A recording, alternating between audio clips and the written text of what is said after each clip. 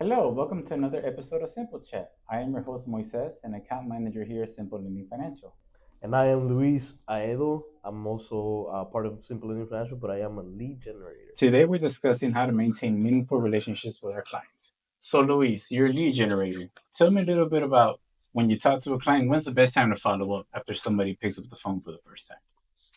I always try to keep up with them a little bit right after. I tell them, hey, I'd like to ask if they have time to speak on the phone, or maybe I can send them an email or a text, and I'll always follow up with, how's your day going? So and so we spoke about this recently. Would you let me give you a call back, and then we can talk a little further? That's great. Let me share some more personal insight when I was a rookie like yourself, right? Whenever I called somebody cold calling every day, I dreaded it. I didn't want anybody to pick up the phone. As soon as somebody picked up, I hung up right away, right? Totally wrong way to do things, man. As soon as somebody picked up the phone, I didn't care if they were busy or not busy. You're answering the phone for a reason. That means you got time, right? So I'm right into my spiel. And as soon as I found out they were interested, as soon as I hung up with them, bam, send them a text message with the email to check their spam and inbox. So as soon as I got off the phone with them, I sent them an email, a text message just like that. And Luis, let me help you out a little bit more and elaborate, right? I just didn't do that the first time they talked to me. If they didn't get response to my text message or anything like that, guess what? First thing in the morning, anybody that I talk to, that's the first thing I'm going to reply to that email. You know why? Because then it's going to be right on top of their inbox.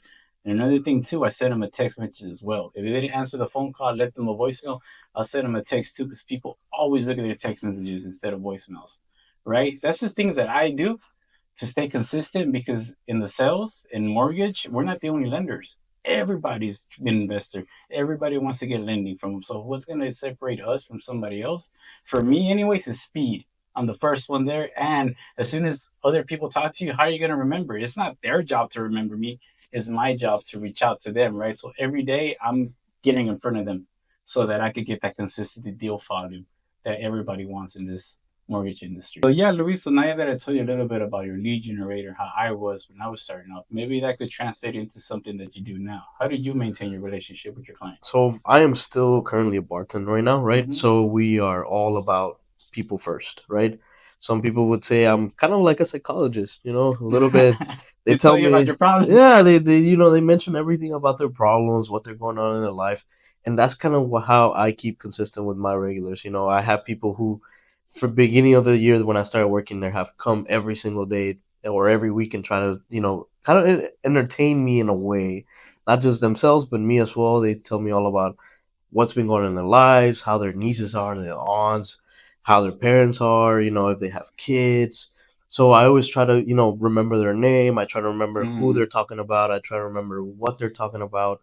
And then I also do keep up with my clients too, because once in a while they want to kind of know what I'm going into. that's So right. I tell them, hey, look, let's just right now I may seem a little busy, but I'll catch your number, and then I'll shoot you a text. If you got anything going on, might as well text me, and then we'll get together. I've actually gotten together with some of my regulars. Mm. I've gone fishing with some of them. I've gone cooking with some of them. I've gone hunting with some of them. So it's kind of fun to keep a relationship like that going in those kind of situations. You know what? That's very interesting that you said that, Luis. That's perfect, man. Because right here, that's what we do, right? Maintaining relationships. What is something like that? It's just trying to be a friend, right? Not be transactional. Like, why Exactly. do people come get drinks from you? I can get drinks anywhere, right? Exactly. So one thing that I've learned too is the same thing that you said. When you talk to somebody, they always want to know like who their spouse, who their kids, what were they doing the last time? Be personable, right? Because that's something that we do here at Simple Lending Financial as well. We're a nationwide lender, so we go to conferences all over the nation, right? Let's say we go to New York. Anybody that I have in the Northeast, that's the people that I talk. I'm going to be there for that conference. Anybody that we work with that I touch to, I send the pre-approval letter.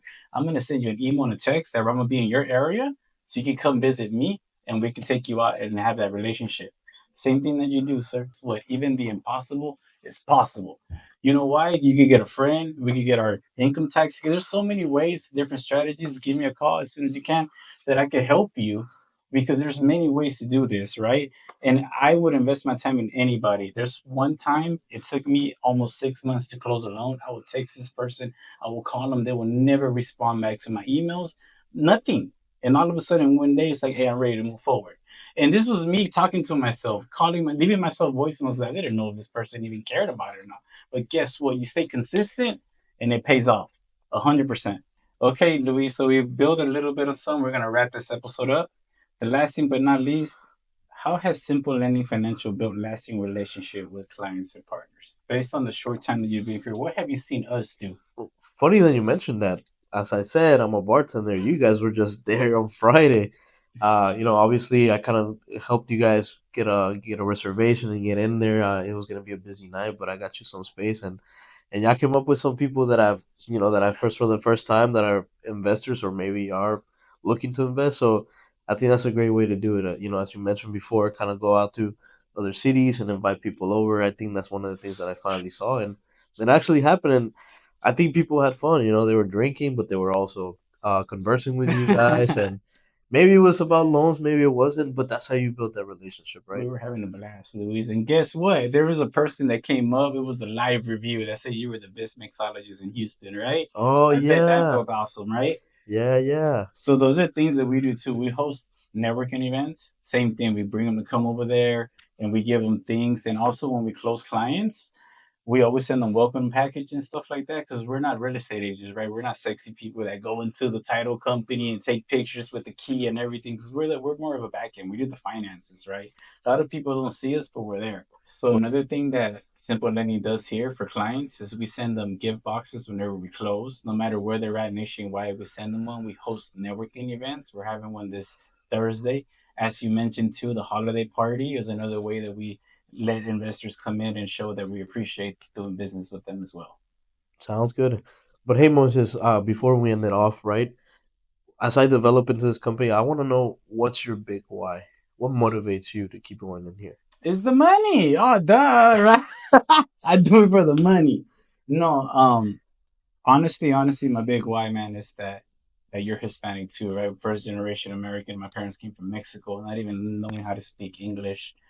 They came here, they built a home and everything, but like growing up, they always tell us, don't spend your money, save your money, don't get credit cards, don't invest. We're always the ones building the homes. We're not the ones making the moves, right? So my big why is to help minorities, not just Hispanic people, but just minority in particular, to get the finance that we need because our people, our minorities don't know finance. I talk to minorities all the time and we are the ones that have the least knowledge as far as financial goals go.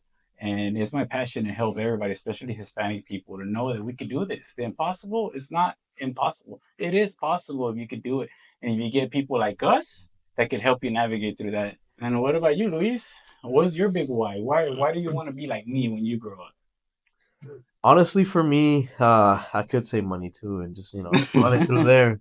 But honestly, I think it's more of having a wider understanding of life itself, and I think this is a big part of it. Just like you mentioned, there's a lot of people out there who don't know what financing is, don't know what it is to invest their money. They just waste, and waste. And like you said, growing up, my parents didn't believe in investing. They didn't believe in prop in investing in properties, and I think that's a big thing that I want to grab knowledge of and kind of spread it around people. Know that there's wealth for everybody, not just for a certain amount of people. I think we have lived in a reality where you always live below the one percentage, but I think everybody can make it as long as you know what you're doing, and that just takes one person to teach you. That's right. Thanks for tuning in to another episode of Simple Chat. Please don't forget to like, follow, and subscribe.